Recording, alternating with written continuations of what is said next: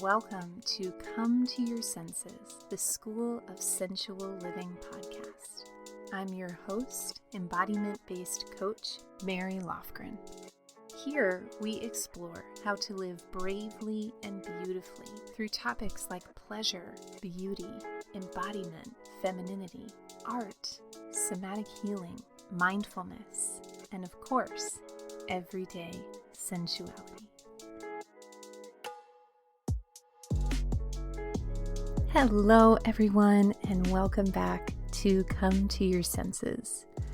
I am so excited to be talking to you today about our topic du jour, which is something that I have a lot of experience in growth around, and that is the topic of cleaning your home, your car, your office, your personal spaces as a spiritual practice and an embodiment tool. And so another way to say that would be seducing yourself into the act of cleaning. So have you ever walked into a yoga studio, for example, and you notice that the floors are super clean, the blocks are all really neatly stacked, everything seems super organized, and there's a quality of attention paid to the cleanliness of the space. And there's a lot of reasons for that, but one of the reasons is something called saucha, which is purity or cleanliness in your space, in your mind, in your thoughts, in your relationships, and in your spirit. That there is a deeper dimension to the act of creating a clean, open space. And similarly, for us as humans, I'm sure you know the feeling of walking into a really clean, deliciously furnished room, and that experience of your body being able to just settle and relax. And so you might find house cleaning to be a dreaded chore. You might find it to be a total joy. You might be one of those people. I'm a Virgo, I relate to you. And you may most likely will find yourself somewhere in between on that spectrum. But what I want to offer you today is, again, an experience of this day-to-day activity that we are all faced with that goes deeper than just how things look or how things are supposed to look, and offers you an experience of increasing your sensitivity to how you feel in your environment and taking more pleasurable responsibility around creating the kind of environment that brings the most flow to your body and to your mind and to your spirit. And of course, environment is significant, but is just one spoke on the wheel of this art of living in an embodied way. In a way that allows you to move through the world with grace and attentiveness, and that allows you to listen to others with the fullness of your being. That experience of being able to be really selective and intentional with your attention begins with being an extraordinary steward of your own energy. And if this is something that resonates with you or is something that you crave, I'd love to invite you to be my guest at an upcoming free class called Embodied Woman Open Heart. This is a free event that's happening on Wednesday, April 7th at 3 p.m. Eastern. You can go to schoolofsensualliving.com/free class, all one word, FREECLASS, to join us. In this class, you're going to learn powerful tools to move beyond fight or flight and into the present moment through embodiment. We'll also be talking about how to speak your truth more confidently and authentically and easily in your relationships. How to use the principles of embodiment to experience more succulence in the present moment in your everyday. and also how to use this embodied experience to pursue your goals with more purpose and more direction and more effectiveness. This is a live class, and the recording will be made available for a very limited time. So head over to schoolofsensualliving.com/free class to reserve your space today.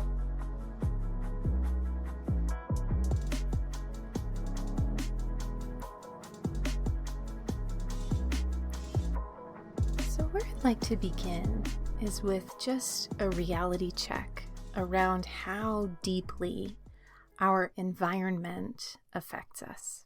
So I'm sure you know the experience of walking into your bedroom at night to go to bed, and the difference between having a made bed for you to climb into versus having a bed that's still a little tousled from the night before. I'm sure you've had the experience of sinking into the seat of your car once your car has been freshly cleaned, and the effect that that has on the image that you have of yourself, versus parking down the street so that your friend who's meeting you for lunch won't see inside your messy car. What we're really talking about here is not objects, and it's not crumbs on the floor of your car, and it's not bed sheets. What we're talking about is energy. And so if you imagine your energy as being like a river, and when your energy is at its optimal, it's like a healthy, flowing, unobstructed river.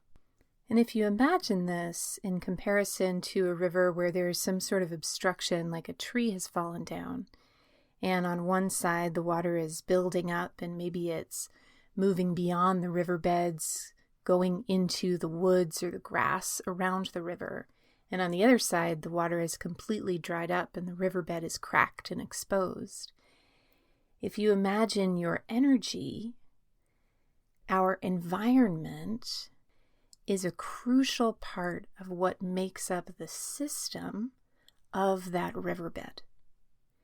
And so tending to cleanliness in our objects, in the presence of clutter, and not just in what we are able to remove from our space, but also the addition of beautiful, comforting, pleasurable things in our space that pleasurably stimulate our senses. These are key ways to tend to the banks and the obstructions of that river so that your energy in your thoughts and in your sensations and in just your level of presence can flow free.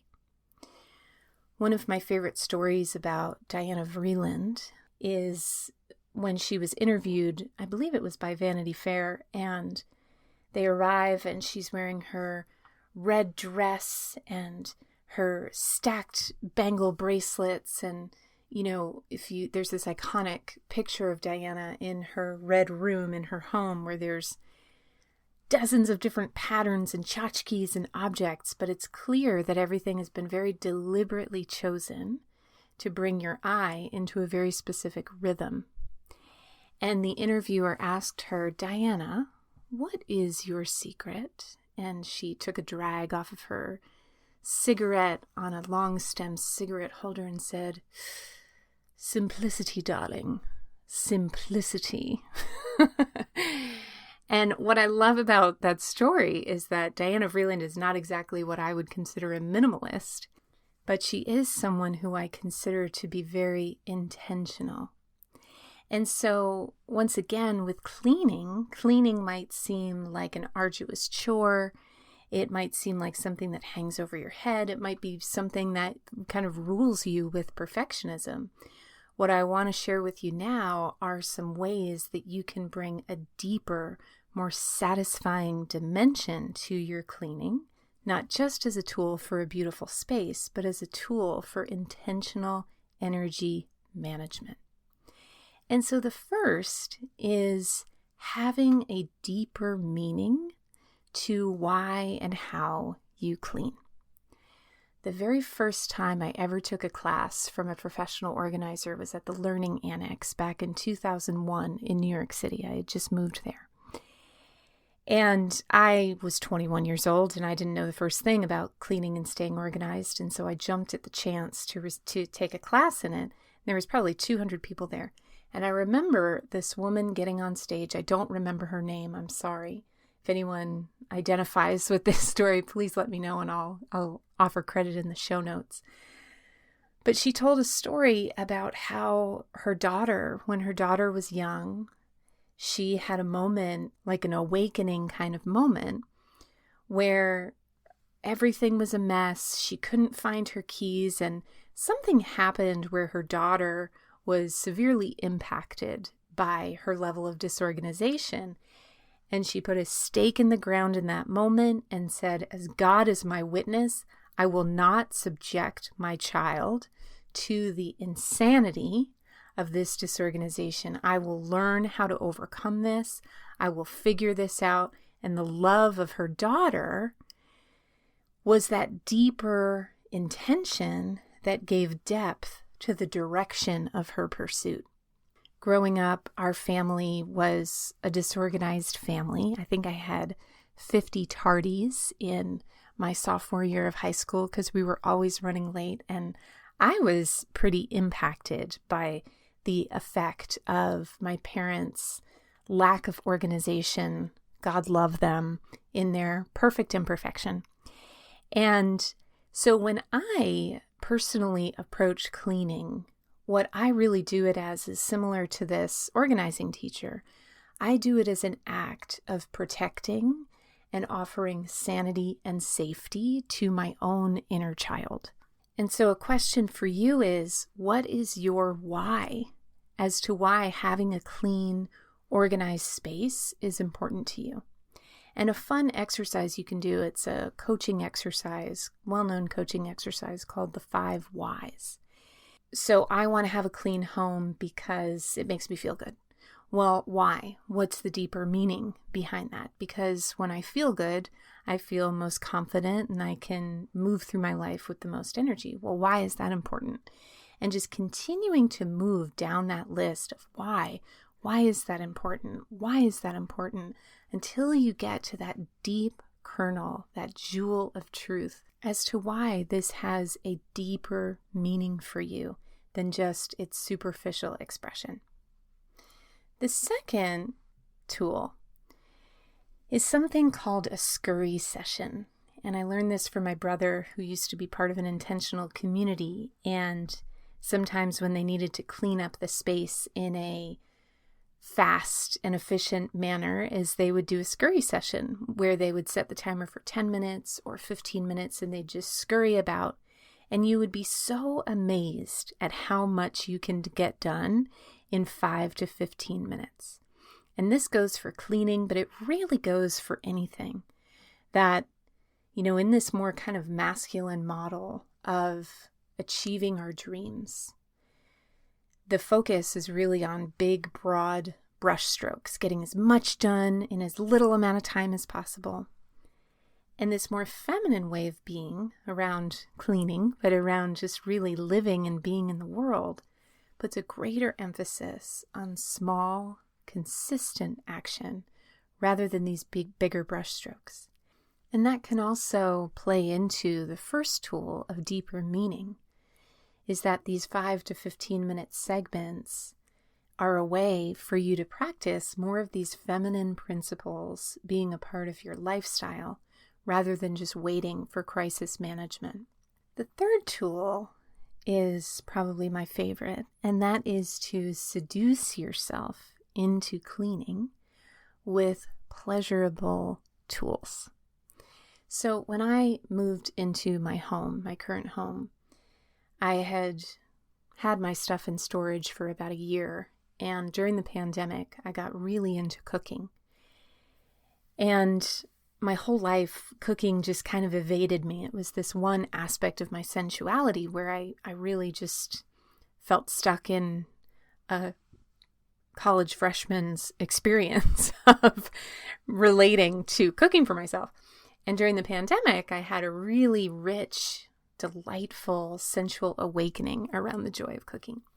And I remember moving into my house, getting my stuff out of storage and unpacking my tools and thinking, God, no wonder I hated cooking. I had like a pot that was left over from 20 years ago that I got at a dollar store. My knives couldn't have cut a stick of butter. They were so dull. I didn't have the tools at my disposal. It's almost like trying to paint a painting with dry, smushed brushes. It's going to be much, much harder for you to create an exquisite masterpiece without the right tools. And the same goes for cleaning.